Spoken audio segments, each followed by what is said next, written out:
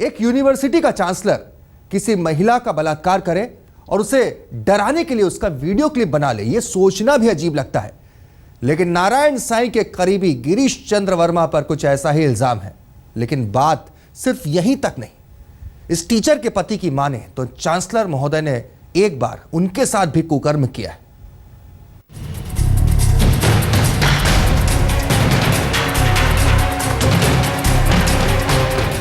नारायण साईं इनके घर में आते रहते थे और उसके कुछ फोटोग्राफ्स भी थे इनके प्राइवेट। नॉर्मल तो ये ड्राइंग रूम में बैठते हैं, उनके साथ में अपने प्राइवेट कमरे में बैठ। एक तरफ नारायण साईं तो दूसरी तरफ गिरीश चंद्र वर्मा। एक जैसा लिबास, एक जैसा काम और एक ही जैसा इल्जाम। कहते हैं इंसान अपनी संगत से पहचाना जाता है और ये तस्वीर ये बताने के लिए काफी है कि नारायण साईं के साथ महर्षि महेश योगी यूनिवर्सिटी के चांसलर गिरीश चंद्र वर्मा के रिश्ते कैसे हैं। ये तस्वीर उन दिनों की है जब दोनों की पांचों उंगलियां घी में हुआ करती थी और इस तस्वीर में दोनों बेहद इत्मीनान से किसी ठिकाने पर बैठकर बतियाते हुए नजर आ रहे हैं। लेकिन इससे पहले कि नारायण साईं के इस संगत का वर्मा पर हुए असर की बात करें, आइए सुन लेते हैं उस शख्स को जो पूरे 27 सालों तक साये की तरह गिरीश चंद्र वर्मा के साथ रहा। यानी वो शख्स जो कहने को तो वर्मा का पीए यानी निजी सचिव था, लेकिन हकीकत में उसका रोल कहीं उससे भी ज्यादा बढ़कर था। अब सारी चीज़ें पता ही हैं कि यदि जो आज नारायण साईं हैं और जो आज गिरीश वर्मा हैं तो उनके संबंध अपने आप सिद्ध हो जाते हैं कि किस तरीके के। लेकिन बात अगर गिरीश चंद्र वर्मा के नारायण साईं के साथ रिश्ते तक ही महदूद होते तो भी गनीमत थी। यहाँ तो उन्हीं का पीए वर्मा पर जो इल्जाम लगा रहा है उसे सुनकर यकीन करना भी मुश्किल होता है। इस शख्स की माने तो वर्मा ने सिर्फ उसकी पत्नी के साथ ही बलात्कार नहीं किया, बल्कि एक बार विदेश में उसके साथ भी कुकर्म करने से बाज नहीं आया। पूर्व पीए का कहना है कि अब इस इल्जाम का उसके पास कोई सबूत नहीं है, लेकिन वर्मा को लेकर उसका ये दावा 16 आने सच है।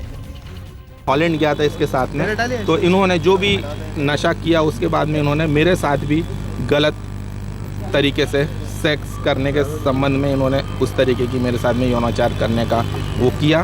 पर मैं यंग एज का था उस समय 92 में, और खेत के साथ मुझे कहना पड़ रहा है कि मेरे पास, मैंने कल पुलिस को भी बताया, बोले आप शिकायत करेंगे, तो मैंने कहा मेरे पास में कोई प्रूफ नहीं है।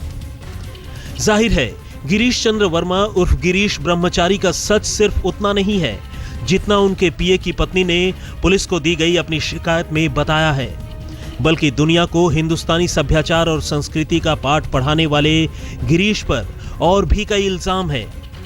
उनके पीए की माने तो गिरीश चंद्र वर्मा खुद को बेशक ब्रह्मचारी बताते हों, लेकिन उनके एक नहीं कई लड़कियों से रिश्ते रहे हैं और तो और अपने विदेश दौरों के दौरान भी वो लड़कियों से नजदीकी बढ़ाते रहे हैं।